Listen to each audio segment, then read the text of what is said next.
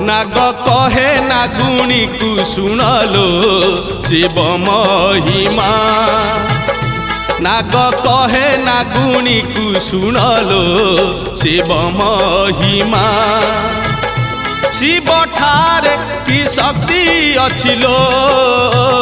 शिव ठारे की शक्ति अछिलो ध्यान करुछन्ति विष्णु ध्यान करुछन्ति ब्रह्मा ध्यान करुछन्ति विष्णु ध्यान करुछन्ति ब्रह्मा सुनलो शिव महिमा नाग कहे नागुणी को सुनलो शिव महिमा।